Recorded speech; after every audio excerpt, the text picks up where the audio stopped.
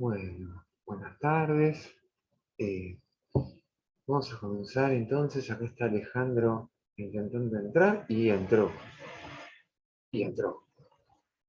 Impresionante. ¿Cómo estás, Alejandro? Estás sin audio por lo pronto. Pero entró. ¿Cómo estás, Ale? Un gusto verte. Buenas tardes, Daniel, ¿me escuchás? ¿Cómo estás? Sí, sí, sí, perfecto, perfecto. Gracias. Ah, bueno, Bueno, buenas tardes.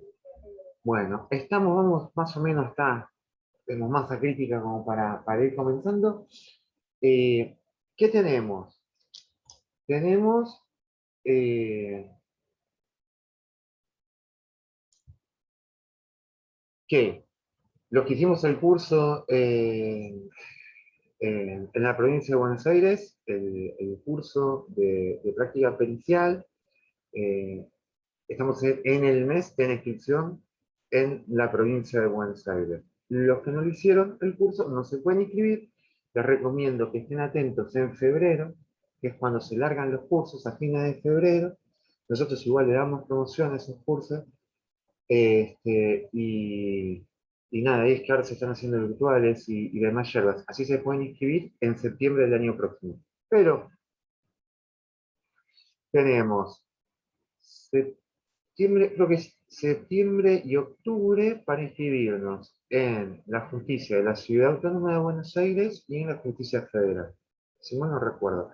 Es que me voy a fijar bien cómo es el procedimiento y a ver si para la próxima clase puedo estar un poco más espabilado en ese sentido y les puedo decir con precisión. Y sobre todo cómo es que hay que inscribirse, que eso lo vamos a ir aprendiendo juntos, porque hasta el día de la fecha conseguimos las altas en la especialidad, pero nunca hubo un perito en seguridad en la Ciudad Autónoma de Buenos Aires. Este, y recuerden, en Ciudad Autónoma la inscripción es cada 2 años. Y en la Justicia Federal la inscripción es anual.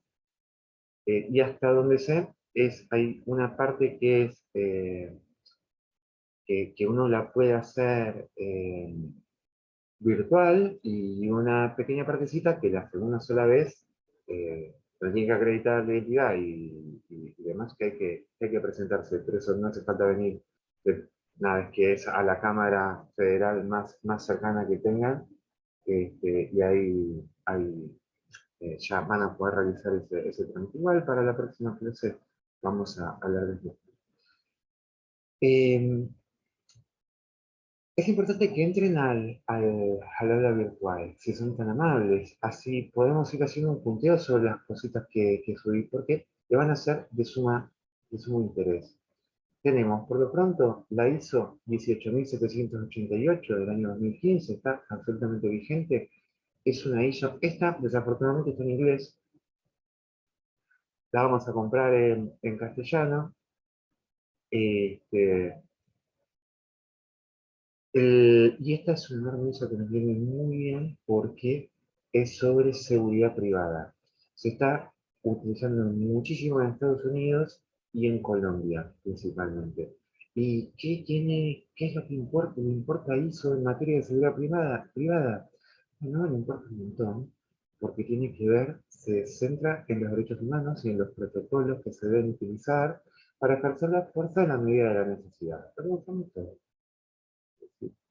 Ser profesional es eso, es ejercer la fuerza de la necesidad y tener lo más posible tener protocolizado la mayor cantidad de escenarios posibles. Para eso vamos a tener que realizar un análisis de riesgo, lógicamente, que también lo vamos a ver en otra clase. Después tenemos legislación argentina sobre el uso de la fuerza y armas de fuego y el manual de capacitación policial en el uso racional de la fuerza. Estos son dos manualcitos que escribió el Ministerio de Seguridad de la Nación ya hace un par de años, en el último gobierno de Cristina Kirchner, pero verdaderamente nos viene no bien, súper bien para la actividad policial. Viene excelentemente bien. Entonces, son fuentes que no podemos dejar de citar. Son fuentes que son importantísimas. Y por último, una norma, perdón, NFPA, la 730 de 2006, que es seguridad física en establecimientos. Es decir, esa norma NFPA es, nada, es igual que le compite a ISO, es internacional. La particularidad que tiene es que principalmente se centra en asuntos que tienen que ver con, con safety, más que ver con lo que es lucha contra incendios, riesgos laborales, pero no sé si no fuiste vos, Aníbal, el que yo no la conocí hasta el año pasado, o fue Carlos Pereira, eh, un cursante de Si esta fue norma. Carlos, yo lo usé para uno de los trabajos Los míos, fue saludos, Carlos, fue y está Carlos Pereira. excelente. Pero si no estoy confundido, ¿no es la 731, la de seguridad física? Exactamente, sí señor, ya te digo. No, Está excelente. 730 del 2006. Ah, la otra de Seguridad, seguridad electrónica. seguridad física para las instalaciones. Nada, es que esta norma nos lleva de la mano. Y recuerden que nosotros necesitamos usar la analogía. Necesitamos, y es que y todas las afirmaciones que hacemos las tenemos que fundamentar. Y bueno, en NFPA está a la altura de las normas ISO. Habría que buscar en cuántos países aplica. Las ISO está en algo así como 193, 197 países. Es una guasada, es decir, está recontra chequeado y rodado. Bueno, la idea es la Además, siguiente. está, perdón, Dani, además, si me permite, está súper bien estructurada, súper ordenada, te lleva sola, es fantástica. Es hermosa. Y lo bueno que tiene, que si fuera ISO, no te da todo en una norma. Te hace 10 normas distintas y te las cobras 6, 7 mil pesos cada una. Este, ISO hace eso, igual que IRA. En FPA te pone todos los supuestos en una misma norma. Algo alucinante realmente que llama la atención. Eh, entonces, la idea es que lean esa norma, que lean también la de seguridad privada. Está en inglés, hoy con el traductor nos podemos manejar súper bien, y si no, no importa. Sería ideal, pero si no, no pasa nada. Con la NFPA nos vamos a llevar súper bien. Y vamos a analizar el caso que, bueno, Aníbal, vos ya lo viste el año pasado, ese fallo, un fallo en el cual hay un robo, un una intrusión armada con uso de la violencia, y el fallo es muy particular. Y entonces nosotros lo que tenemos que ver es, bueno, ¿qué pasa si hubiéramos sido primero consultores técnicos? ¿Qué pasa si hubiéramos sido peritos? ¿Cuál es el aporte que le hubiéramos podido dar a este tribunal, eh, a la Cámara, porque es un fallo de Cámara? ¿Cuál es el aporte que le hubiéramos podido dar? Que ha sido sumamente oportuno. eh, y en cuanto podía haber incidido en que el fallo sea distinto al que fue. Yo no tengo muchas dudas al respecto. Por eso hablamos, pero para ver eso y para poder, me sale la expresión, disfrutar del fallo, abordarlo, tenemos que leer esas normas previamente. Tenemos que leerlas. Entonces, y si leemos también las otras, nada es que acordamos, pero con las primeras ya está. Podemos hablar de eh, la cuestión policial, pero vamos a hablar principalmente de, eh, eh, vamos a hablar de aspectos legales, pero principalmente sobre eh, el deber de proceder discrecional que tiene la policía. Eh, ¿Cuál es la discrecionalidad que tiene un efectivo policial en obrar, en actuar, en proceder en la Argentina? Eh, Porque nos regimos por leyes y reglamentos y en tantos casos protocolos, pero dejemos de lado la legislación infralegal, como solamente con los códigos, tanto materia penal, contravencional o de faltas. Mm, Es que, a ver, eh, ¿puede un policía aplicar en todas las situaciones el Código Penal, el Código Contravencional, el Código de Faltas? ¿Realmente? ¿Ustedes lo creen viable? ¿Encuentro una persona orinando en la calle y le hago una contravención? Encuentro dos personas que se están empujando, dos chicas que salen nada, no digo del colegio porque serán menores, pero de la universidad y se están agarrando de los pelos, o dos chicos que se están agarrando de los pelos, y no hay lesiones, pero es una contravención en la ciudad de Buenos Aires. Este, digo, y entonces, porque es una riña sin lesiones, así que es una contravencional. ¿Se puede proceder de esa manera? ¿Podemos? Sistemáticamente. ¿O el policía tiene una capacidad para discernir y evaluar el contexto, la gravedad y, y la oportunidad de intervenir o no intervenir? Entonces, eh, acá la pregunta que nos vamos a hacer es si la policía tiene el deber de proceder discrecionalmente contra las perturbaciones de la seguridad o del orden público. Sobre todo, ¿cuál es la obligación jurídico-policial? Porque tenemos una ley orgánica que nos dice claramente qué debemos hacer. Un código penal, un código procesal penal que no nos deja muchas puertitas abiertas, código contravencional y toda la legislación va a depender de la jurisdicción en materia de faltas. Mm, Como que estaríamos eh, robotizados, ¿no? Somos robotitos que no nos queda otra más que hacer lo que se debe hacer frente a determinadas circunstancias y no tenemos más opciones que hacer lo que ordena la norma. Y sin embargo sabemos que no es así, y no podría ser así, porque sería más dañoso para la sociedad obrar de esa manera que contemplar determinadas situaciones y tratar de suavizarlas y de componerlas, este, más no eh, criminalizarlas o llevarlas al ámbito judicial, donde las consecuencias serían tanto más gravosas para las personas involucradas. En definitiva, para la sociedad y el vínculo entre la sociedad y el Estado, claramente se comenzaría a resquebrajarse, ¿no? Comenzaría a hacer ruido. Es esta, ¿no?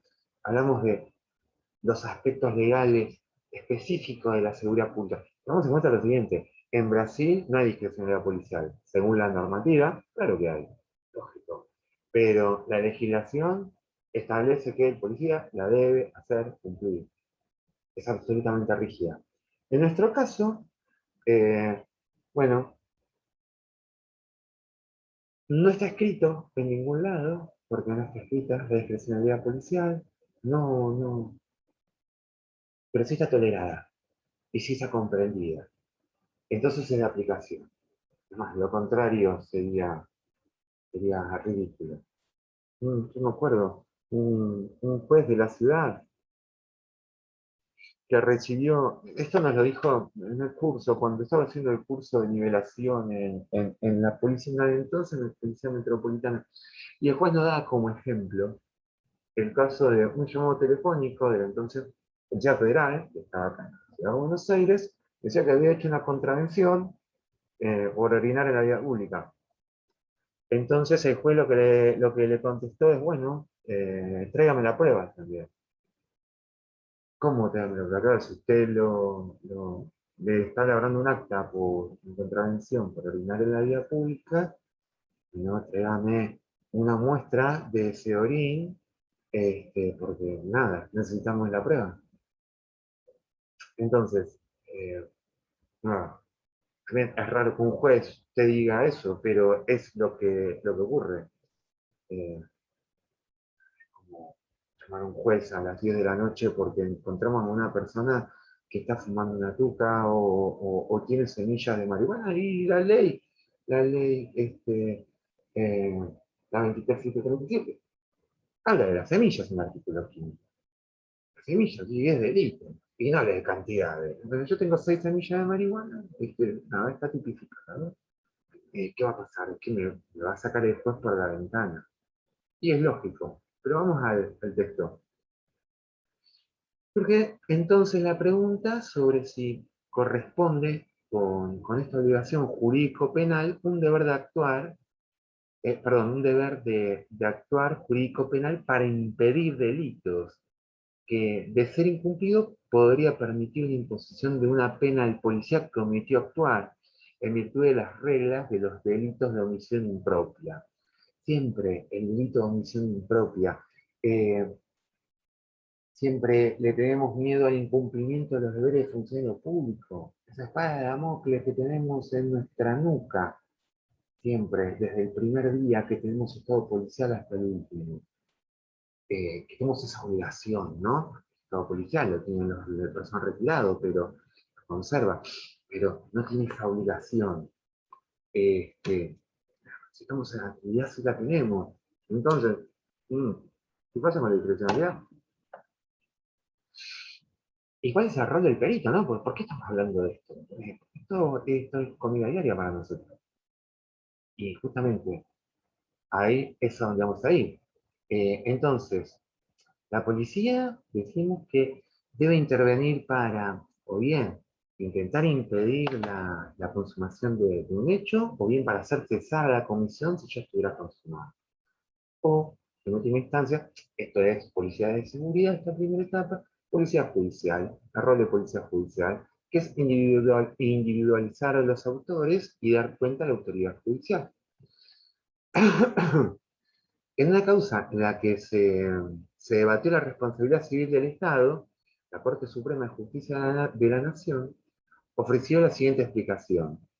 El Estado policial implica el deber de velar adecuadamente por la integridad física de los miembros de la sociedad y la preservación de sus bienes, y que dicho deber es indivisible respecto a la personalidad del policía. Como consecuencia natural de ello, la ley autoriza a los funcionarios a usar el arma reglamentaria para prevenir el delito. ¡Wow! Con este fallo de la Corte Suprema de Justicia de la Nación, escucha, estamos en estado de pies y manos. Bueno, pero la jurisprudencia se va creando y, y se va modificando. Ahora, pero al mismo tiempo, nos hacemos esta otra pregunta, si están así. Eh, ¿Qué sucede cuando existe una división de tareas internas entre los distintos policías que deberían intervenir en la evitación de un delito? No sé si existe esta palabra, evitación de un delito, o la estoy inventando, pero suena raro, ¿no? Si existe, suena raro. Pero en realidad lo estamos evitando, es la evitación, no sé. Dice el hombre de la RAE. Bueno, tenemos la postura clásica que considera que solo en delitos de omisión se requiere de una posición de garante.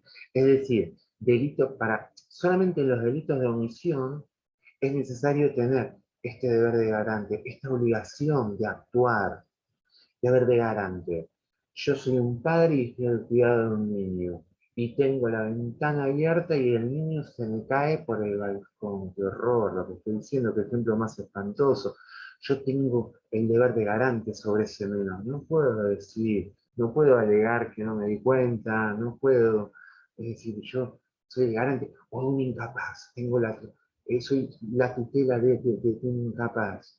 No, no, no, yo tengo que prever el riesgo, lo tengo que contemplar y tengo que poner la reja una malla metálica, si vivo en un piso elevado, para que esta persona no se lastime, porque yo tengo este deber especial para actuar.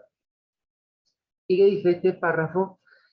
Es un requisito que no existiría en los delitos de comisión. Si yo salgo a robar, no, no hay un deber especial, ni nada por el estilo. Los delitos de omisión son los que requieren esta posesión de garante. Y parece ser que esto de impedir los delitos cometidos por los ciudadanos, sí, es una entrega que nos da el Estado de poder de garante a los policías. Esta obligación para actuar. Desde la postura clásica estamos hablando siempre, ¿no?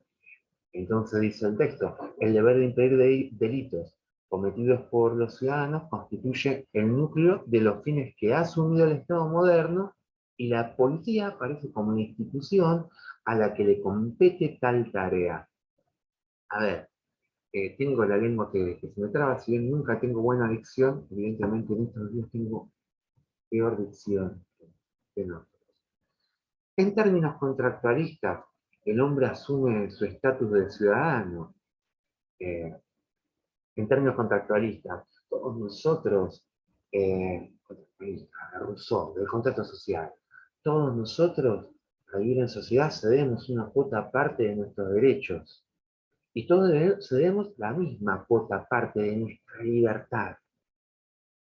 Y como todos cedemos la misma idéntica cuota parte, es que es justa y todos quedamos embargados y nadie tiene más beneficios que otro. Y podemos vivir en sociedad, porque la libertad absoluta es, a mí me gusta tu moto, yo la quito y me la llevo.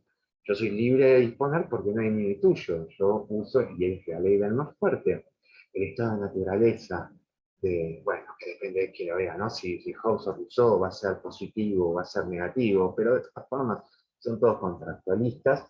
Y vamos a terminar en que lo que van a tener en común es que en este contrato social, que es tácito, porque todos nacimos adentro de él, y nadie recuerda haberlo firmado, todos cedemos una cuota parte de nuestros derechos y se la brindamos al Estado, a este Estado que para Hobbes debía ser como el Leviatán, este monstruo mitológico de mitología celta, creo, que era un monstruo marino que se comía a la gente. Entonces decir, ¿a dónde iba Hobbes con esto? Porque Estados Unidos quería ser muy fuerte.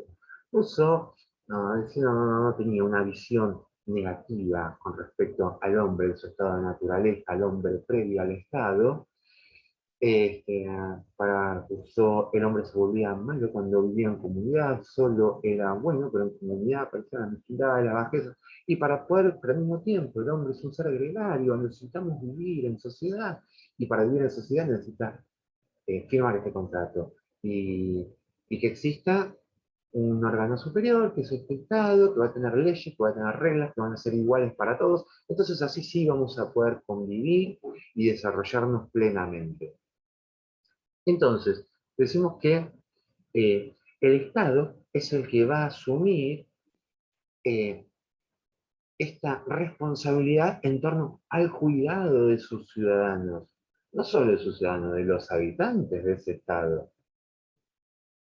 El Estado es el que le va a quitar, es decir, nosotros particulares le entregamos al Estado eh, esa facultad que antes conservábamos de autodefensa. Y no solo eso, sino también en torno a la justicia. Si yo me peleo con mi vecino, no voy y lo agarro del cuello. Me mando una carta de documento y después termino en tribunales. Si a mí me despiden en mi trabajo, mismo, no lo agarro del pescuezo a mi empleador. Voy a la justicia laboral. Parece el Estado, el rol del Estado, a través del juez, mediando y poniendo claro sobre oscuro, poniendo las cosas en su lugar. No hablando en términos teóricos, así que le vamos a poner unas comillas inmensas, pero se supone que es para eso para lo que está el Estado. Lo mismo, si a mí me vienen a robar y yo conozco a la persona que me robó, no lo voy a buscar a la casa con una escopeta o con un fusil. No.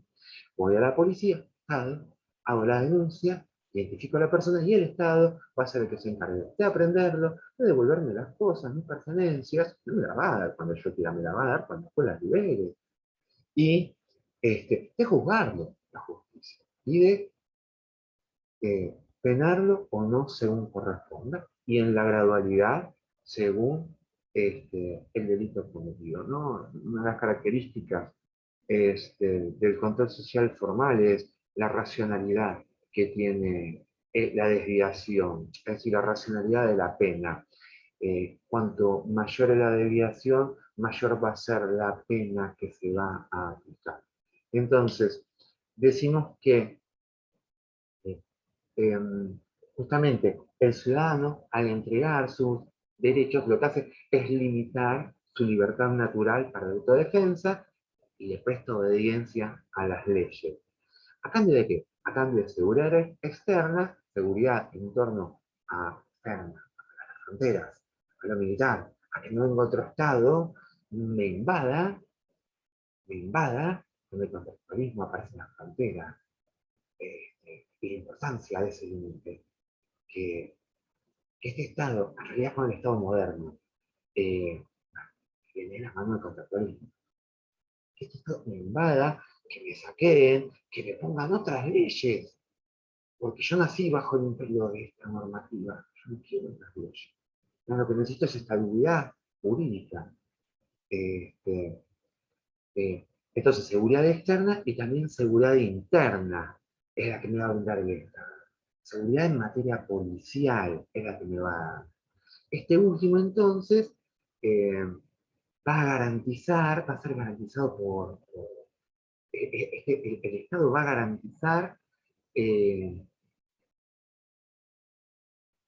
que la sociedad perciba a los delitos como, como excepciones que no puedan conmover el modo, a ver, que no puedan conmover de un modo considerable el sentimiento de libertad real que tienen los ciudadanos para poder vivir, para poder desarrollarse. Razón por la cual es la policía la institución que va a contar con este deber positivo de impedir estas anomalías capaces de afectar a la libertad general. Este, esta última obligación fuerte, porque por estar basada en el fin primordial de una institución básica de la sociedad, eh, obligación que excede el deber de solidaridad mínimo y que puede dar lugar eventualmente a la responsabilidad por omisión de los funcionarios que no impidan justamente la comisión del delito. Es decir, vean ustedes, es una obligación, excede el deber de solidaridad. No es que le voy a dar una mano a esta persona, no es que voy a obrar solidariamente, tengo la obligación de realizar esta actividad de prevención. Entonces, acá es donde viene, podríamos entrar en esta responsabilidad por omisión de los funcionarios que no impidan esta comisión del delito. Yo no soy más policía, yo puedo realizar un arresto civil, un arresto ciudadano, y después se lo entrego a policía, o no, pero no tengo la obligación de hacerlo. En ese caso sería por una cuestión de solidaridad. Bueno, en otras palabras, surge aquí la posición de garante en cabeza de los policías como representante de la institución estatal que debe velar por la seguridad de los ciudadanos. Entonces, podía un policía que no impidió un delito, pudiendo haberlo impedido, pudiendo hacerlo, ampararse en una división de trabajo y afirmar que éste debe impedir delitos, perdón, este deber de impedir delitos cede ante uno más específico de cumplir solo cierta función dentro de un plan general. A ver, vamos de nuevo, porque la institución policial es una organización compleja. Complejo no quiere decir difícil, se utiliza la palabra complejo como sinónimo de difícil. Lo que pasa es que lo complejo es difícil, mas no todo lo difícil es complejo. Complejo quiere decir que está integrado por muchos actores que cumplen distintas funciones. Un organismo complejo es que tiene muchos componentes o actores o células o partes que funcionan como un todo, que deben funcionar armónicamente. Vamos a hablar con un ejemplo, dos ejemplos en realidad, ¿no es cierto? Eh, Dos policías divisan al individuo L amenazando al cajero, a un cajero de un pequeño almacén para que entregue el contenido a la caja registradora. El policía A le dice al policía B, quédate en el auto y pedir refuerzos. División de trabajos. B, quien podía haber evitado el delito por su cuenta en ese momento, considera apropiado el plan y efectivamente se queda en el auto pidiendo refuerzos. Resulta ser que A reconoce a L, al ladrón, porque era un viejo amigo de la infancia, y decide ayudarlo a escapar por una puerta trasera que ve desconocida.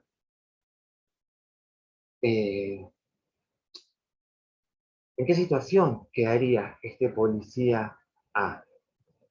Pues si se hubieran bajado los dos policías, L estaría aprendido. Pero hubo una división de las tareas, hubo una división de las funciones.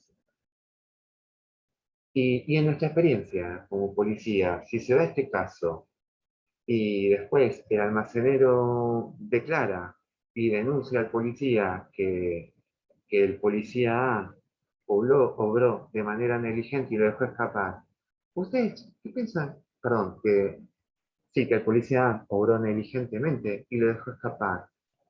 ¿Ustedes qué piensan que pasaría con el policía B? Alguien que quiera abrir el micrófono o que dé señales de vida sería mucho más dinámico. Al menos no me sentiría tan solo. ¿Cómo andas, Adrián? Muy bien, ¿cómo estás, Adrián? Bien, mira, yo creo que al segundo, por la experiencia que uno tiene en policía, lo van a meter también en el sumario. Después, obviamente, va a tener que desmontar su responsabilidad, que él no estaba dentro del lugar, fue a pedir apoyo y cómo se fue dando la división de tareas. Pero en un Pero, principio, pero lo pide meten. apoyo y no se baja del móvil. Él constató también que estaban apuntando con un arma, que estaban eh, apuntando con un arma o amenazando al cajero. Los dos policías lo vieron. No es que pidió apoyo y se bajó del auto a interceder. Él Ah, se no, bueno, y limitó a ella es cumplir. otra cosa. O si no, te pongo otro supuesto, Adrián. ¿El chofer es más antiguo o tiene más jerarquía que el otro policía? Que son situaciones que años atrás hubieran sido impensables, pero hoy ocurren. Hoy ocurren. Son cosas que años atrás, nada, es que hubiera sido impensable.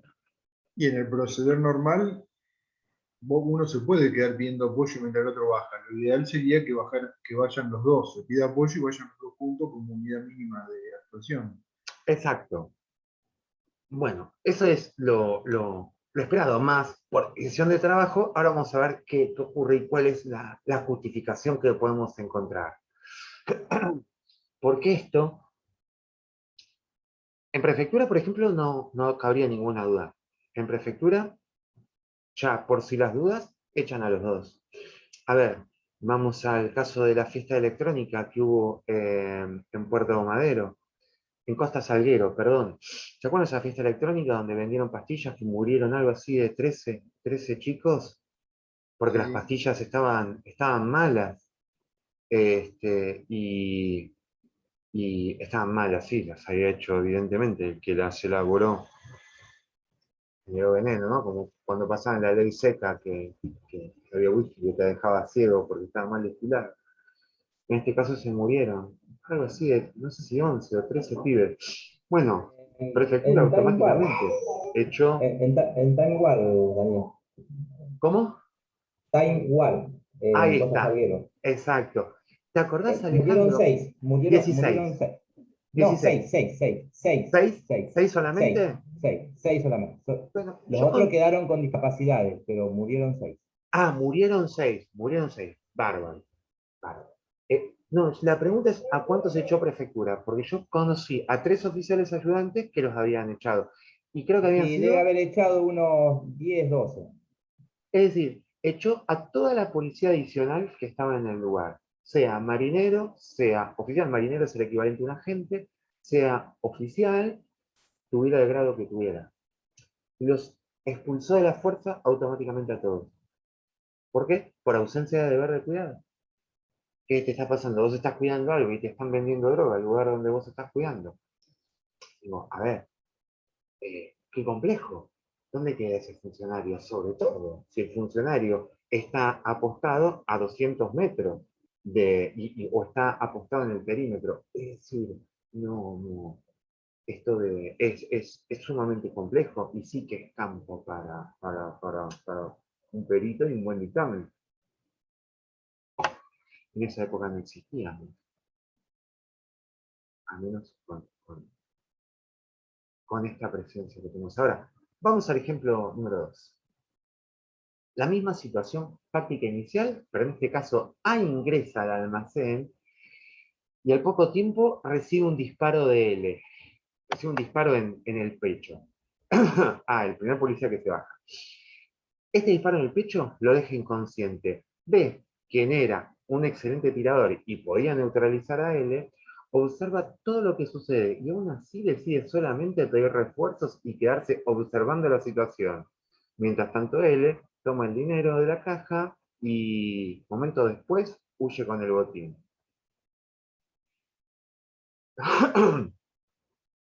Entonces, son dos situaciones claramente diferentes.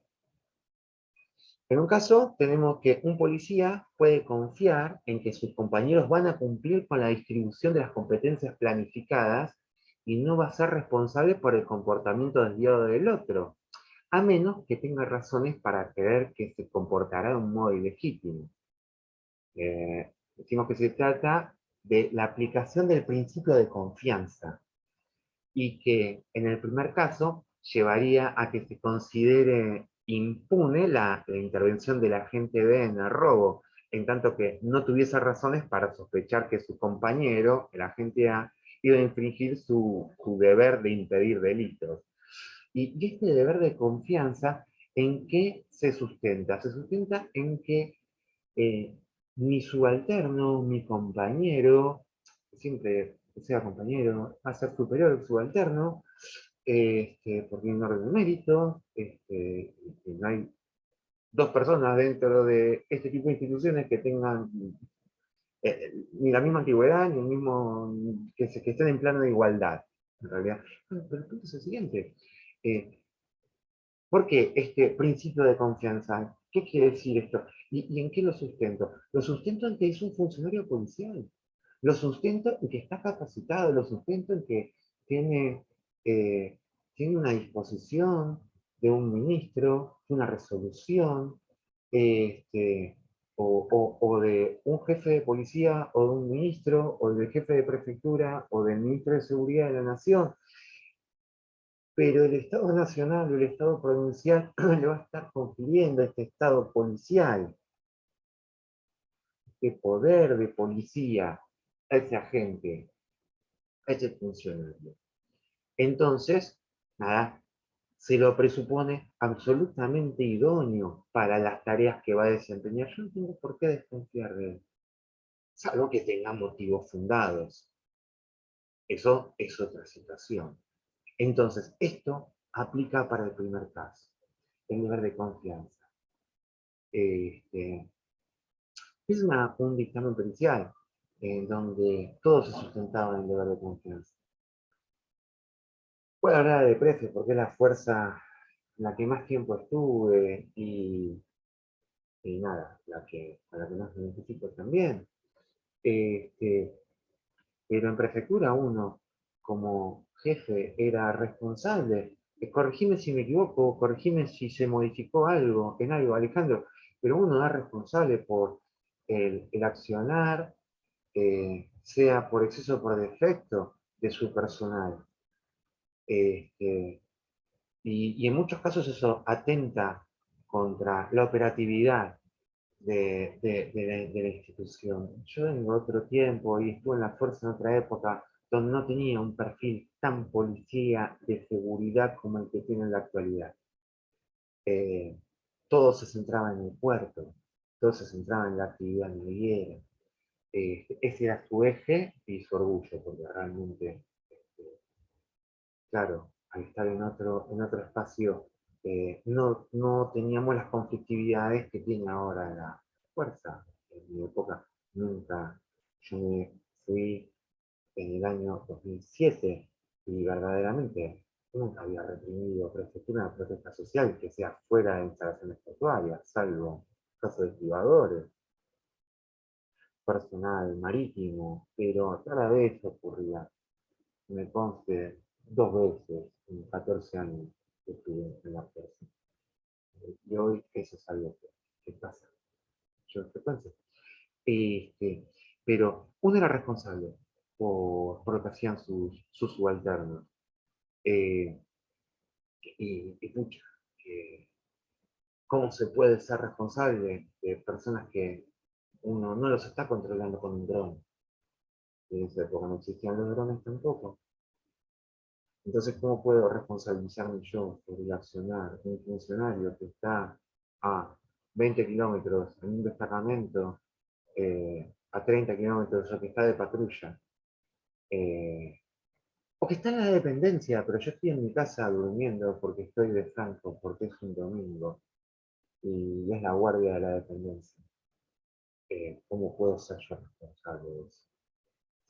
Entonces, eh, el segundo caso resulta problemático en tanto que bien debe tenerse en cuenta que en muchas ocasiones el grado de discrecionalidad de la acción policial será equivalente a cero. Es decir, no existe discrecionalidad. Y esta discrecionalidad se reduce a cero tras una primera actuación, debido a que no quedará otra alternativa más que actuar de modo directo.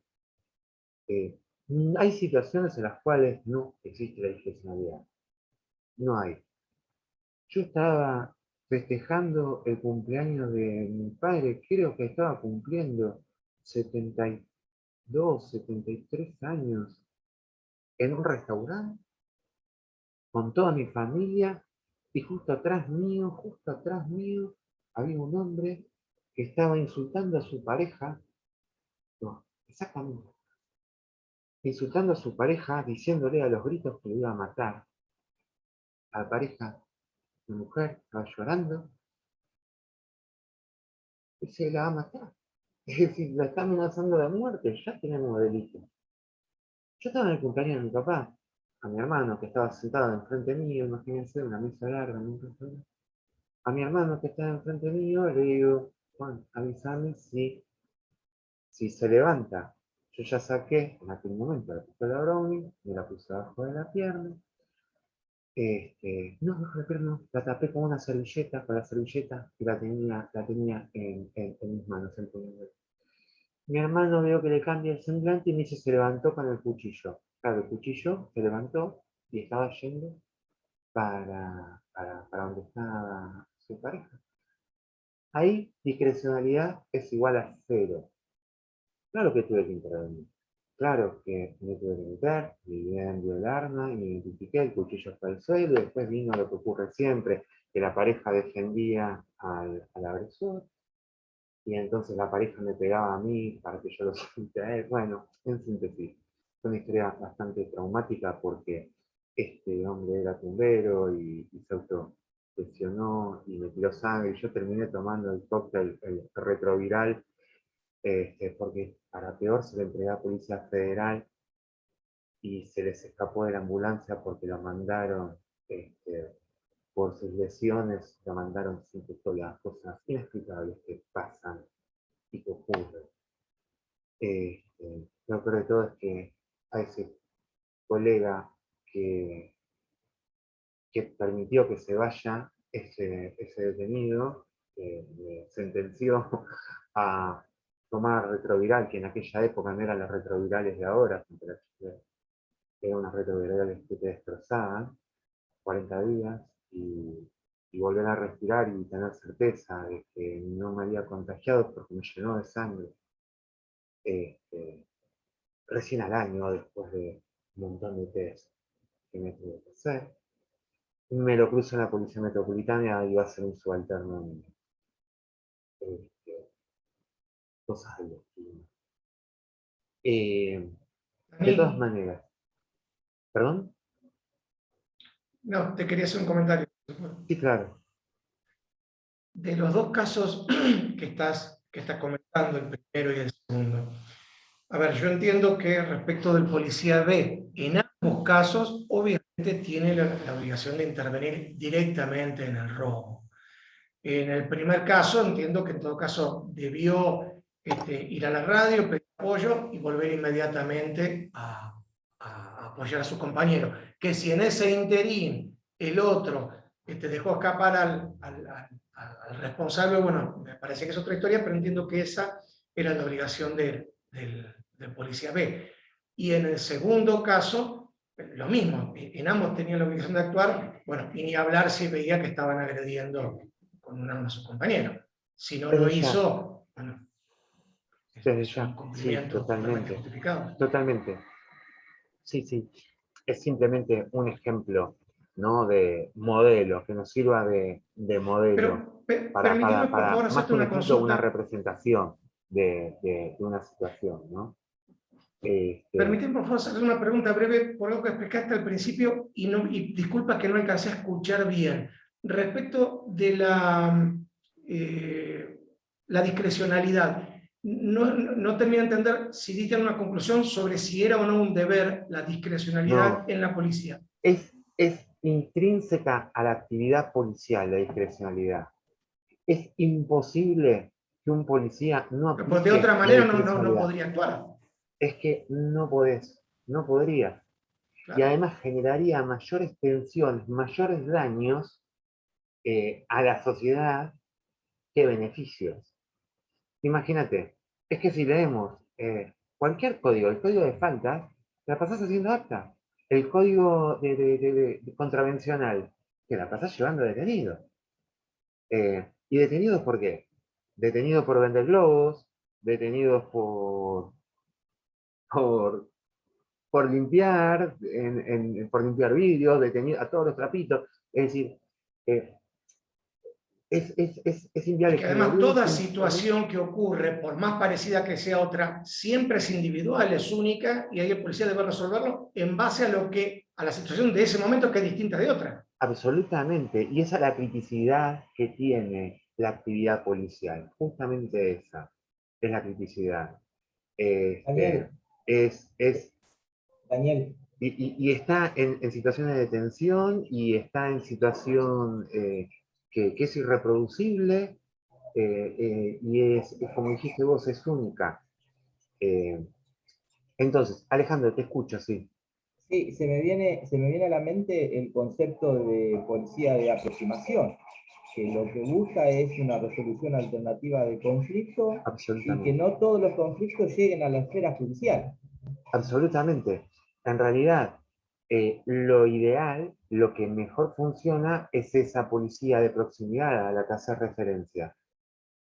Al margen de que no hay oración más hermosa para un jefe o un oficial de guardia que el solucionar el lugar, cuando te dice el sufi, solucionar el lugar, listo, ya está, hermano, ya está. Bien, listo, cada uno a su casa.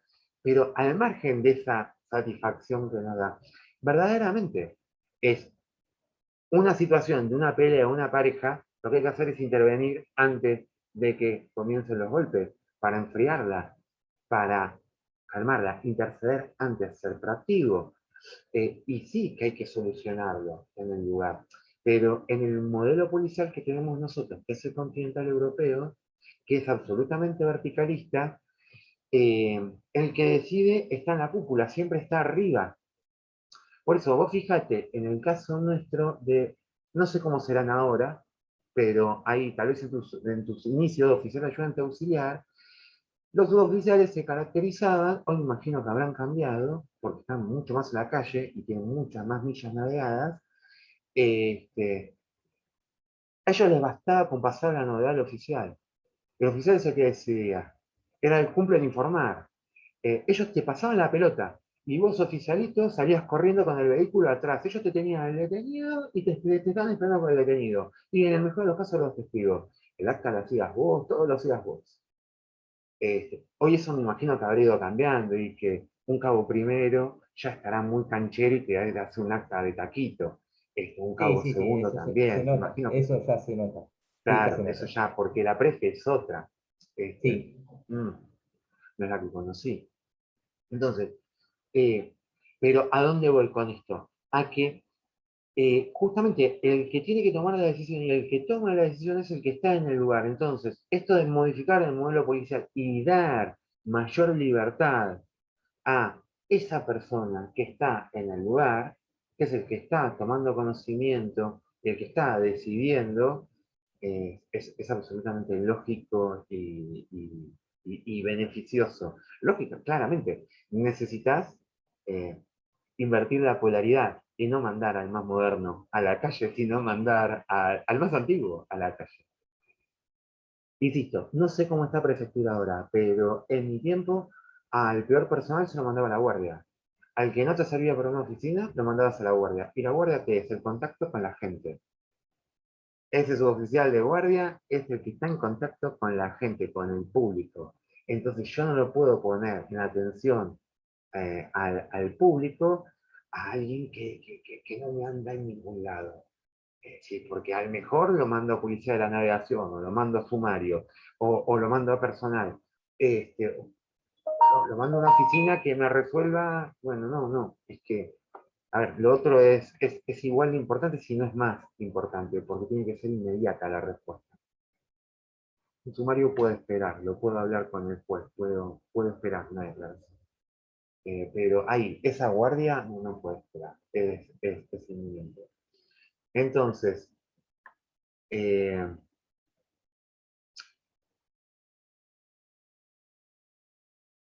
¿a dónde vamos? Vamos a que está invertida la polaridad en nuestro modelo policial. Cuando en realidad en el modelo anglosajón son justamente es el personal con experiencia el que está en la calle.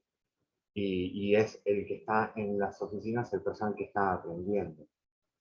Eh, que es lo lógico, el que menos exposición tiene, pues también para cuidarlo. Pero al margen. En síntesis, todo se va a limitar al deber de cuidado. Y todo se va a centrar en el deber de cuidado. eh, y bueno, y cerramos ahí con el último párrafo, con el derecho que le atribuye la responsabilidad penal por la violación al deber positivo en cuestión, este deber positivo, del deber de cuidado. ¿No es cierto? Todos queremos que nos cuiden, los ciudadanos quieren que te cuiden, cualquiera, o las ciudadanas también que los cuiden, sobre todo este tipo de agentes. Hacemos entonces, si les parece, un break y después continuamos. ¿Están de acuerdo? Perfecto, entonces. Hacemos un cortecito. Son las 7:04. Volvemos 7:20. ¿Les parece bien? Dale, listo. 7:20 estamos acá.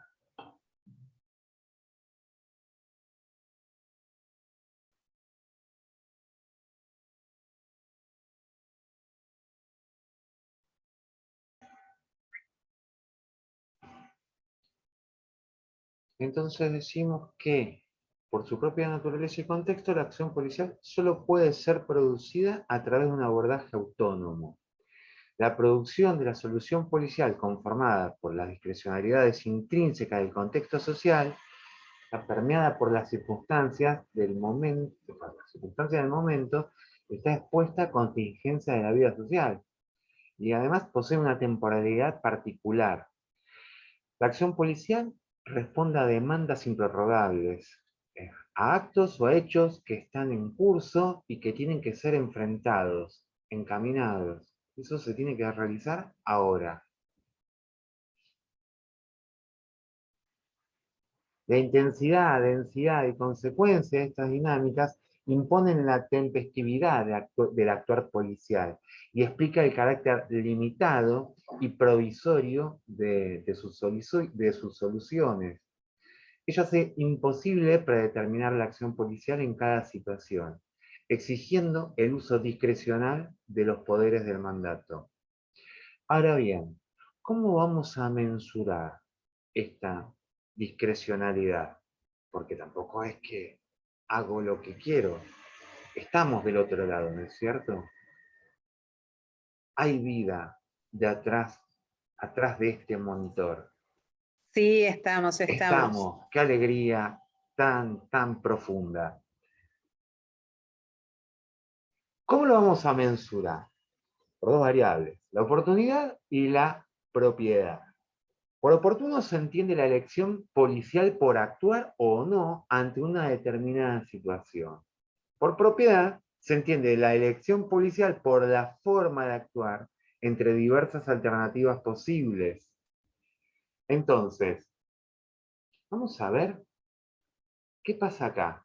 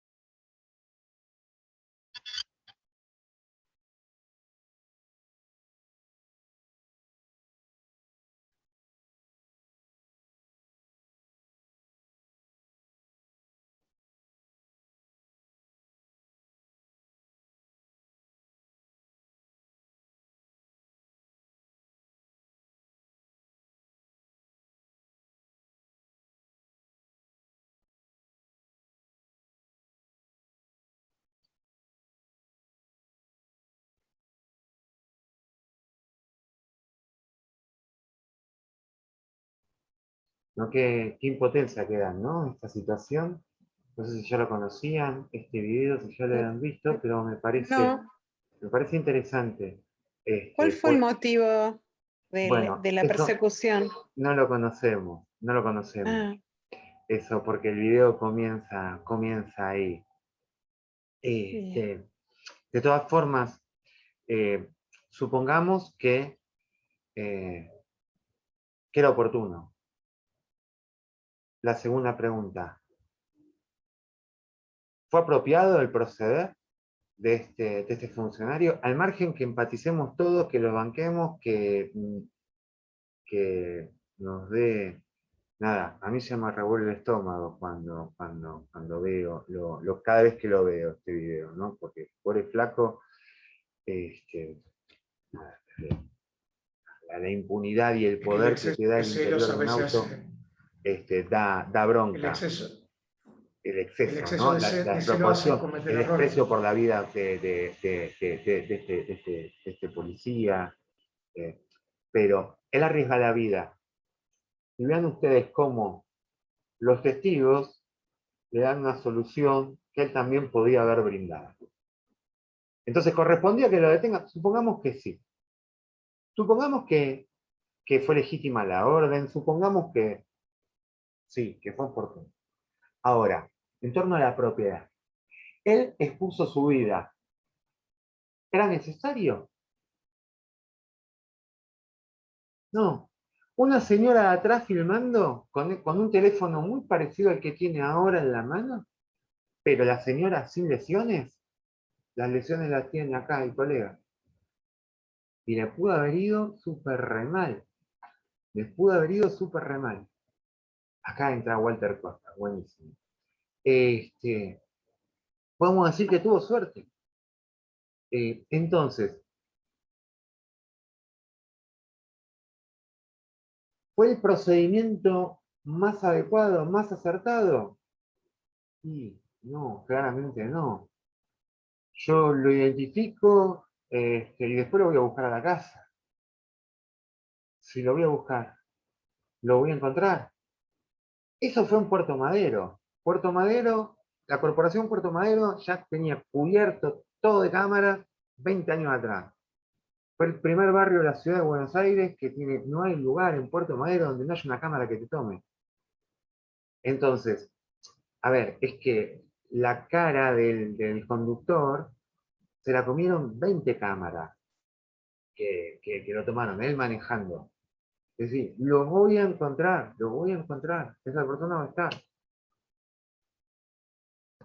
Expuso su vida por demás, porque a él lo estaban atacando con un arma, que esa arma es el automóvil, lo están atacando, y incluso pudo haber avanzado con la utilización de la violencia en esta situación.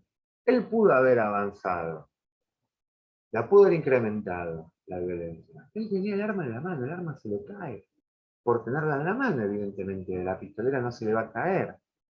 Es decir, no estoy diciendo, cuando me refiero a incrementar el umbral de violencia, a dispararle al conductor, que llegó el caso y tomando al auto, al vehículo, como un arma impropia, también llegado el caso, pudo haber sido una justificación. Pero sí le pudo haber disparado al motor, sí le pudo haber efectuado un disparo neumático, sí pudo haber efectuado o haberlo empuñado y haberlo apuntado con el arma de fuego. Cosa que no hizo nunca. No hizo nunca. Es decir, que fue hiperprofesional en algún aspecto, pero en otro fue sumamente descuidado y se expuso en demasía. Se expuso demasiado. Eh, bueno, afortunadamente no le pasó nada. Y vamos a ver estas decisiones Dani, que se toman. ¿Cómo andas, Walter? Qué bueno verte. Estas decisiones que se ¿Qué toman. tal? Buenas noches, gente. ¿Cómo estás? Que se toman Bien. en, no digo minutos, son segundos. Segundos. Vamos a ver qué video.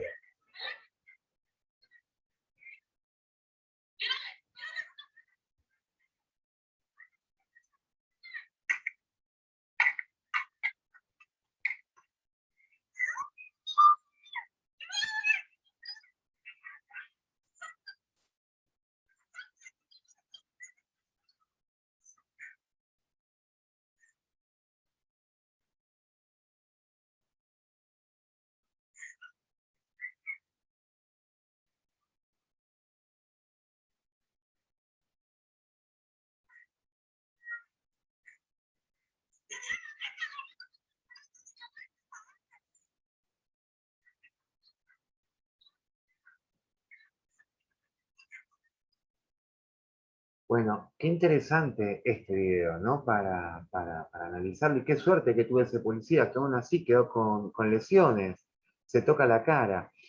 Y, y también utilizó la progresividad de la violencia de manera tardía, porque arriesgó su cuerpo, su integridad física, claramente. De hecho, con un tiro mortal, el agresor armado con este cuchillo, con esta faca, ¿sabe Dios qué era? eh, También lo podía haber matado, aún con un disparo que lo vimos, que le salió por la espalda en una zona vital, que de hecho después cae automáticamente este, eh, inconsciente. Pero esos segundos Dani, de sobrevida pudieron haber alcanzado para matarlo. Y qué interesante lo que hace esta testigo, porque ahí podemos ver a esta mujer quitándole esa faca o ese cuchillo y llevándoselo, es decir, ahí va a ser un homicidio si no tenés esta mujer de testigo y no tenés a esa chica, a esa jovencita y esta mujer que, ha dicho sea de paso, conocía perfectamente la legislación y los derechos, asesoraba al policía, tírale en una pierna, que es legítima defensa. Todo lo que le dice esa señora es cierto. Y el policía dispara al piso y ahí la persona se enloquece más y empieza a correr. Ah, el audio no salió. Pero qué Estaban, pena, qué pena, qué pena, qué pena y es. el anterior también. Pensé que era mudo el video. Ah, qué pena, qué pena, qué pena. Bueno, los voy a subir al aula virtual, así después lo pueden ver. Mm. Dani, Este, bueno, Entonces, ¿qué podemos decir a la oportunidad y a la propiedad? Dani, ¿Sí? se me ocurre, por lo que estamos viendo, dar un ejemplo para relacionar lo que es la discrecionalidad, la oportunidad y la obligación de un policía que tiene para actuar frente a un delito. Yo siendo funcionario policial y con la obligación que obviamente tengo de intervenir frente a un delito que estoy viendo, el peso de la discrecionalidad puede llegar a ser tal que pese a mi obligación puedo elegir más conveniente no actuar. Digo, Claro. por ejemplo, yo estoy en un banco lleno de gente, entran 10 tipos armados con arma larga y yo estoy de civil haciendo la fila, claramente la discrecionalidad debería indicarme no actuar, pese a estar viendo un delito grave. Exacto, o en un colectivo, sí, sí, sí, sí, sí, sí, sí. O en un restaurante, sí, sí, sí, totalmente, totalmente, totalmente, sí, sí. Vamos a ver lo siguiente, acá tenemos un cuadro que creo que está muy piola. Lástima que no se haya escuchado el audio. Bueno, de todas formas lo voy a compartir. Vean estos ejes cartesianos. Entonces vamos a empezar con, repetimos, ¿no? Recordamos, oportunidad, que es el juicio sobre la pertinencia de la intervención policial. Es el juicio de ese policía sobre la pertinencia, la conveniencia de que intervenga o no. Y la propiedad es el juicio sobre la forma de la intervención policial, de qué manera estoy interviniendo. En los dos casos... Me hace ruido el término propiedad ahí. Propiedad, no, no, no. Es la propiedad, es decir, ¿es propio o es impropio ese accionar? Viene de ahí. ¿Es un accionar propio de un agente policial o es impropio? No de propiedad de tenencia. Sí, también sería tenencia, ¿no? Tenencia de esa idoneidad. Entonces, vean ustedes, en las dos oportunidades, en los dos videos, fue oportuno, porque era pertinente la actuación, pero en el primer caso podemos dudar sobre la propiedad, sobre el juicio en torno a la forma de intervención policial. En el segundo caso, no. En el segundo caso, tal vez cuando el hombre empieza a ir para adelante y el policía retrocede, ahí ya tenía que haber efectuado el primer disparo, tal vez no sobre la tierra y sí sobre una pierna, pero esas cosas es futurología, ya se alejan del saber científico, ¿no? No tenemos un oráculo, qué hubiera pasado, qué hubiera ocurrido. Y tampoco sabemos si no le disparó una pierna y realmente no le pegó al suelo, porque en ese momento pensar en dispararle sobre una pierna es, es es con la adrenalina que tendría ese policía. Pero vamos a analizar esto. El 1, ¿no? Es la acción oportuna y apropiada. Por eso le ponemos más. Debía actuar y de esa manera. Fue oportuno y apropiado. Vamos al 3. Es más menos. Debía actuar como el primer video que vimos, pero no de esa manera. Acción oportuna e inapropiada. Vamos al 4. No debía actuar, pero es de esa manera. No tenía que interceder, pero es de esa manera. Menos y más. Ejemplo de no debía actuar, pero de esa manera. Estoy de licencia por matrimonio en mi luna de miel y veo que están robando. E intercedo. Y me meto y me la paso después declarando es decir, no debía actuar, no era necesario que actúe, no estaba obligado, no tenía la obligación de actuar, pero es de esa manera, obré correctamente. Y después, el menos, no debía actuar y no es de esa manera. Igual vamos a ver otro ejemplo de no debía actuar, pero es de esa manera, que tal vez sea un poco más tangible. A ver, vean esto. Acá, porque lo pongo en no debía actuar, pero es de esa manera. Este es el ejemplo. ¿Por qué no tengo que actuar? Es una contravención. Pero miren los títulos que tengo. Guerra contra las mafias. La policía de la ciudad detuvo un vendedor de globos. Se llevaron los globos en el baúl de un patrullero. Mirá el video. Otro título. La policía de la ciudad detuvo a Peppa Pig y estallaron las críticas en las redes sociales. El policía ¿utilizó la discrecionalidad? No, utilizó el Código de Convivencia Urbano de la Ciudad Autónoma de Buenos Aires, el Código Contravencional. Entonces, ¿debía actuar? No, porque los mataron. ¿Ustedes creen que a estos dos policías los felicitaron cuando llegaron a la dependencia al día siguiente? Cuando llegaron ahí con el autito que se compraron, con el sueldo de policía, y llegaron, y su jefe, ¿qué le dijo? Bien, ¿eh? La contravención que hiciste ayer para subir la estadística, ¿estuvo buenísima? ¿O recibieron un llamadito de jefatura diciéndole, a ver, ¿qué le pasa a esta gente? ¿No tiene un delincuente en serio para ir detrás? Pero el Código de Convivencia Urbano es sumamente claro. Entonces, ¿qué pasa con la discrecionalidad? ¿Cómo encuadramos esto? ¿Esto le hace bien a la imagen policial? ¿Le hizo bien a la carrera profesional de estos dos agentes? ¿Le hizo bien a ese vendedor ambulante, que es economía de subsistencia, lo que estaba haciendo? ¿Quería llenar la Si olla? tuviéramos que hacer una pericia sobre este caso, Ajá. ¿podemos resolverlo en base a la imagen policial? No. No es Eh, deber. Nosotros depende cuál, es decir, depende cuál sea la pregunta y depende, en realidad, a vos generalmente cuando te sancionan porque afectás la imagen institucional.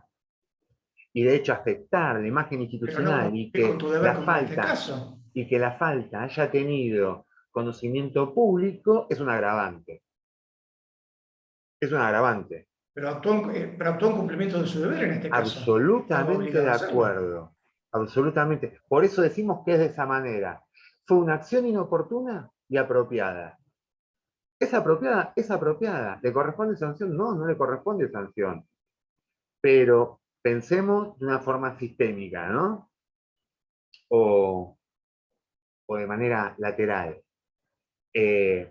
¿Esto suma o resta? Si sos jefe de policía, Aníbal, te resta. Estos Bueno, títulos te restan. sin duda resta. Lo estaba viendo desde la perspectiva pericial nada más. O sea, si fuera de lo pericial, lo que No, afecte desde lo la imagen de la pericial, no, institución son mi hermano desde lo parte. pericial es absolutamente, si es apropiada, es decir, y en este caso de lo pericial también es oportuna, porque es el Código de Convivencia Urbana. Es oportuna y apropiada. Pero por eso, deslocalizándonos, también es difícil encontrar un ejemplo para este caso, ¿no? Es más una ilustración que un ejemplo. Pero digamos que institucionalmente esto no fue un hallazgo. Institucionalmente nadie se puso contento. Entonces,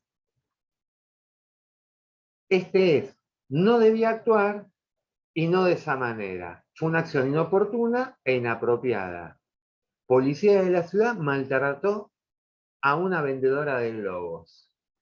Es decir, ya habíamos dicho antes que no debía actuar, entonces acá tampoco tiene que actuar. Pero acá no solo no debía actuar por la imagen institucional, nos sacamos el gorro del sombrero de perito, hablamos como jefe de policía, como asesores de jefe de policía, como para interpretar la escena, no debía actuar y tampoco de esa manera. Tampoco de esa manera, porque no la tiene que maltratar.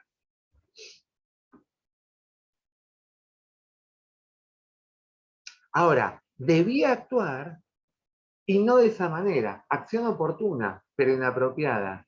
Represión y muerte en la Patagonia. Los padres Rafael Nahuel piden justicia. ¿Tenía que desalojar? Tenía que desalojar.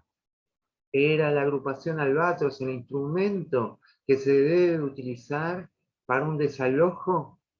No, se tiene que usar un grupo antidisturbios. Por ejemplo, toda dependencia tiene su grupo antidisturbios. Y si no, la agrupación guardacostas. Pero la última herramienta, el último instrumento que debo usar es justamente la agrupación Albatros, una fuerza de élite. Una fuerza que la tengo que utilizar si tengo una toma de rehenes, si me toman un buque, si me secuestran un barco, en un caso de piratería. A ver, ahí sí, es la agrupación Albatros. ¿Con qué le dispararon a Rafael Nahuel? Con un MP5. Un MP5, un subfusil, calibre 9 milímetros. Entonces, ¿por qué hay personal armado en una represión policial? Si todos sabemos, o deberíamos saber, que cuando vamos a reprimir una manifestación, ningún grupo antidisturbio va armado. Nunca, nunca va con munición viva. Nunca va con munición viva. Es que no la lleva, no lleva la pistola reglamentaria, no lleva ni siquiera un cartucho de propósitos generales, ni un cartucho de la escopeta 1270 DTG. ¿Por qué? Porque no es una persona. Y de repente, si le partieron la cabeza a un compañero tuyo, o nada, y vos lo ves sangrando, estamos tan seguros de que vamos a reaccionar bien, estamos tan convencidos de que vamos a reaccionar bien, vamos a cambiar y vamos a poner un propósito general en vez del anticomunismo. Acá veo un chat. Ah, alguien que se está despidiendo, bárbaro. Entonces, ¿estamos tan seguros de nuestro dominio, de nuestro control, de nuestro autocontrol? ¿Estamos tan probados? Bueno, por ahí, ustedes sí, pero ustedes tienen tanta confianza a las 50 personas, 30 personas que van a sus órdenes. No, yo no. Va todo el mundo desarmado, la escopeta compuesta de goma. Y donde encuentro un cartucho de munición le vuelve la cabeza de un zapatazo. Lógico. Le tiro con la reglamentación de personal por la sabiola. Entonces, y el tema es que esta fue una orden política. Ahí el que se encargó de esto no fue un miembro de la fuerza. El que se encargó de elegir a quién se enviaba fue... Pero vamos a ver un caso de debía actuar y de esa manera, una acción oportuna y apropiada. Gendarmería desbarató una banda que traficaba drogas y operaba en Jujuy y Salta. Policía Federal rescató un hombre que era víctima de trabajo esclavo. Entonces, ahora vamos a tomar nota, o si no, lo subo esto también al aula, igual va a quedar en el aula virtual, y vamos a hacer uno de los dos trabajos. Vamos a tener dos supuestos. Ustedes van a elegir cuál de los dos. Y lo van a exponer. Para la clase que viene no, porque la clase que viene, si mal no recuerdo, va a estar el secretario fiscal Claudio Pandolfi. Creo que les hablé. Y bueno, vos te acordarás, Aníbal, creo que fue la mejor clase del curso del año pasado. Nos tiró una serie de puntas que fueron alucinantes. Es una persona que le tengo una admiración inmensa desde lo intelectual. Es sencillamente brillante. Pero brillante distinto. Podemos elegir la causa Rafael Nahuel. ¿Qué información vamos a usar? Toda la información periodística que sea contemporánea de la fecha del incidente. Y después, con esa información, vamos a describir el accionar de la prefectura. Vamos a utilizar esa información periodística. Y vamos a tener acá los puntos de vista. Dani, justo en un caso de esto, ¿no habrá información periodística contradictoria? Me imagino que es probable. Mirá, vamos a buscar seguramente que se encuentre. A ver, que se disparó un arma es algo indubitado. Que se disparó un MP5 también, y que Rafael Nahuel tenía un tiro ascendente en el glúteo, que ingresó de abajo hacia arriba. Eso también es indubitado.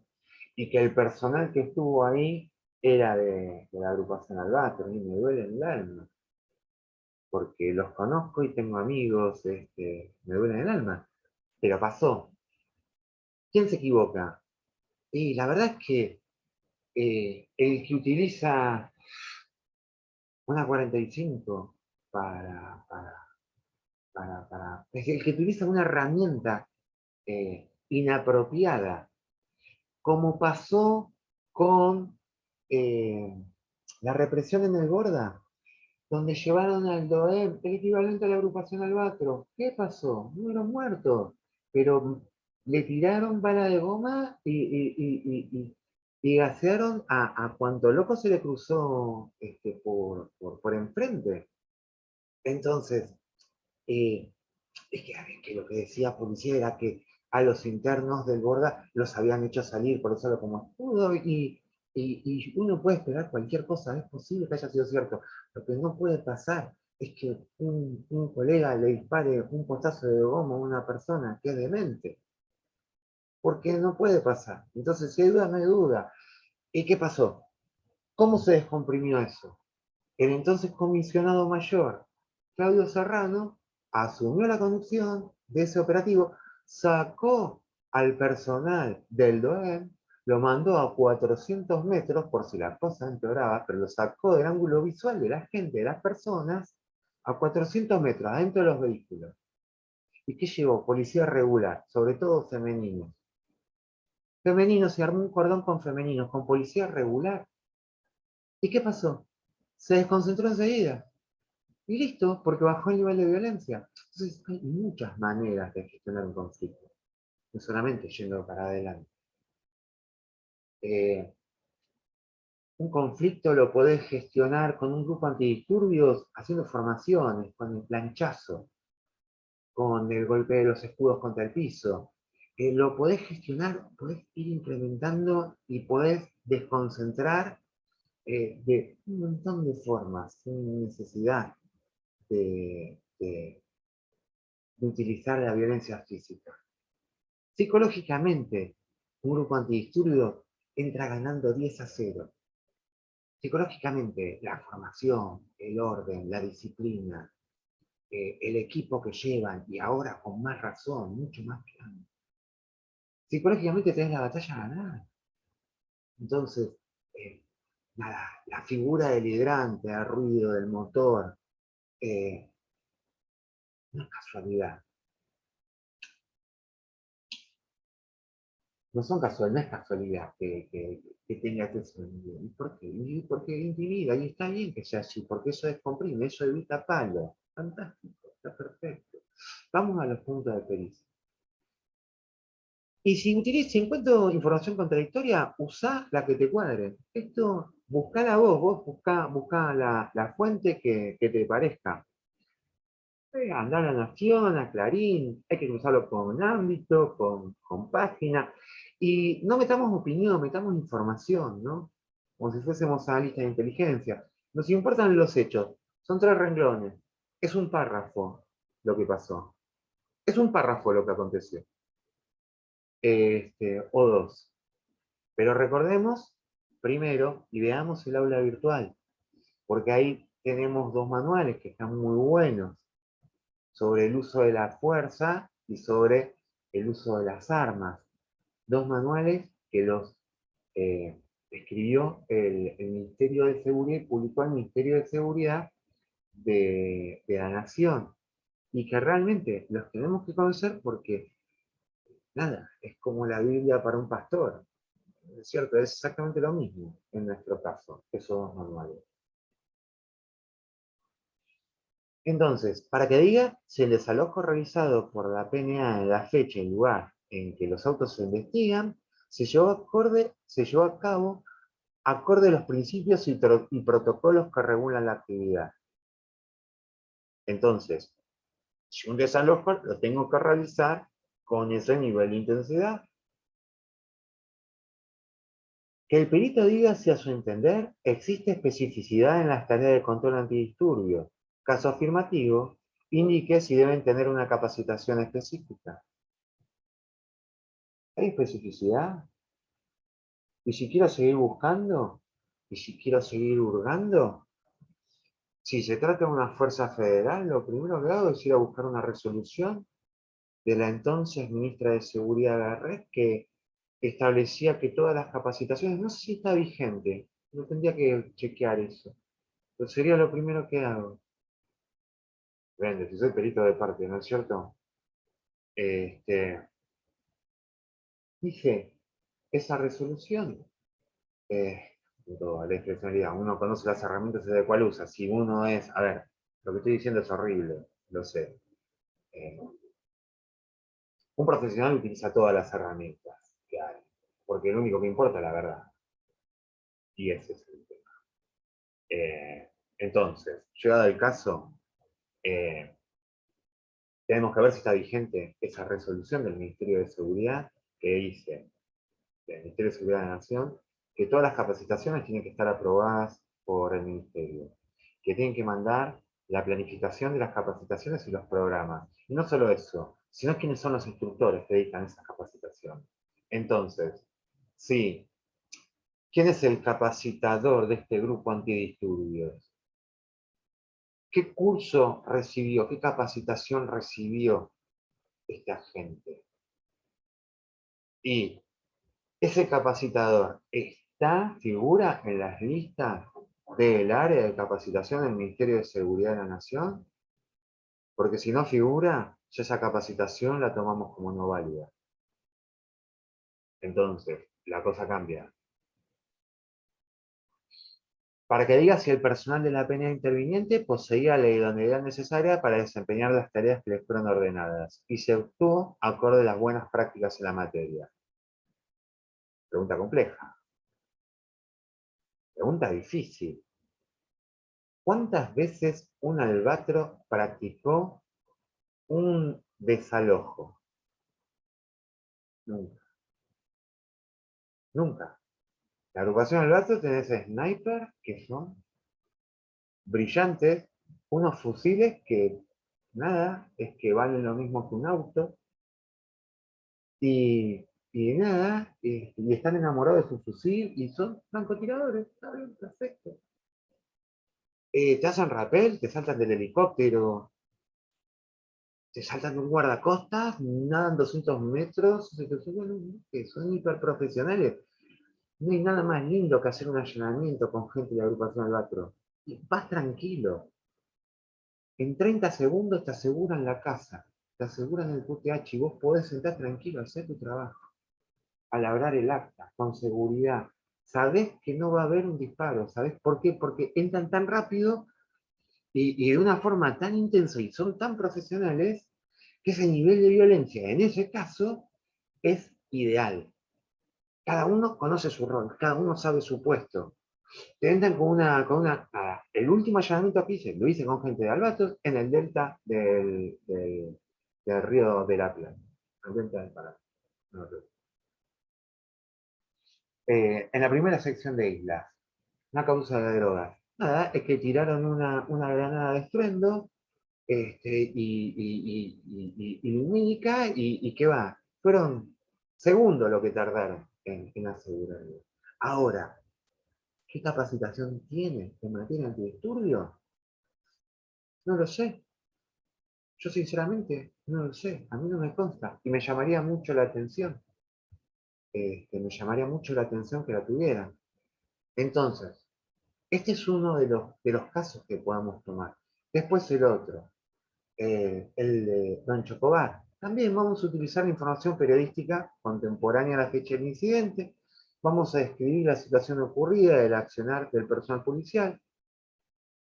Esta es muy fácil porque esta la hablamos mucho en clase, incluso hay un videíto sobre el caso Chocobar, para que diga si el accionar del personal policial interviniente se adecuó a los protocolos, buenas prácticas en la materia, que el perito diga se hace entender al personal policial que estaba obligado a intervenir en el hecho en cuestión en función de su cargo, para que el perito diga todo aquello que pueda ser de utilidad al esclarecimiento de las presentes actuaciones. Entonces, voy a subir los videos, voy a subir este Power, y nada, la clase próxima, si mal no recuerdo, va a estar Pandolfi, y entonces en la siguiente, estamos 15 días me parece tiempo recontra suficiente para poder hacer estos puntos de pericia. ¿Sí? Recuerden, utilizar bibliografía para justificar los puntos de pericia. ¿Sí? Una parte, incluso podemos hacer una parte que sea doctrinaria, donde ponemos y hablamos sobre el correcto obrar, que lo sacamos de los manuales que están en el aula virtual, ahora en estas clases. Después ponemos los hechos, ponemos el deber ser, el ser y la respuesta a los puntos de pericia. Tanto en el deber ser como en la respuesta de los puntos de pericia, siempre voy a citar una fuente, después de cada afirmación. ¿De dónde lo saco? De tal ley. ¿De dónde lo saco? De tal autor. ¿Sí? Tal vez, no en todos los casos, haya cosas que no sean necesarias. Pero si lo puedo coser con un texto, es perfecto. Es perfecto. Es un dictamen que es irrefutable. Lo dicen ustedes, que son los expertos, los especialistas, los hiperexpertos, y el juez los llama para consultarlo, cuya opinión es prueba y cuyo dictamen, si bien el juez se reserva la sana crítica para valorar los medios de prueba, si se quiere distanciar del dictamen pericial, tiene que justificar. Eso no lo digo yo, lo dice el Código Procesal, el Código Procesal Penal, el Código Procesal Civil y Comercial. Hay la parte del perito y valoración del medio de prueba. Es decir, son clarísimos. Al menos en el federal, en el de Ciudad de Buenos Aires y Provincia de Buenos Aires lo refieren, así que no va a haber diferencia en los otros códigos. Entonces, es una opinión calificada del perito. Fue un rol que puede torcer la balanza en un juicio. No es vinculante. Nadie le ata las manos al juez. No es vinculante. El juez valora la prueba. Pero si se quiere distanciar, tiene que justificar. Entonces, por eso, tomémoslo así y vamos a darle power. Y recordemos que tenemos también algunos dictámenes pendientes sobre el otro caso que les había dado. ¿Sí? Pero ese nos podemos olvidar porque todavía tenemos tiempo. Ahora vamos a meterle power a este. Y para la próxima clase, bueno, ahí ya me voy a ver si me puedo empapar bien en torno a los requisitos y cómo es que nos tenemos que inscribir en la justicia federal y en la justicia de la ciudad. Recuerden que en la justicia federal ya tenemos abierta la lista para ser peritos el año próximo. Hasta octubre la justicia federal, ¿no? Sí. Y si mal no recuerdo, la ciudad también. Y en la ciudad es cada 2 años, eso está bueno. La ciudad es cada 2 años. Bueno. ¿Alguien tiene alguna pregunta? ¿Algo para decir? Naranjo en flor como el tango. Entonces, si les parece bien, si están de acuerdo, cortamos acá y nos vemos en la próxima clase, ¿sí?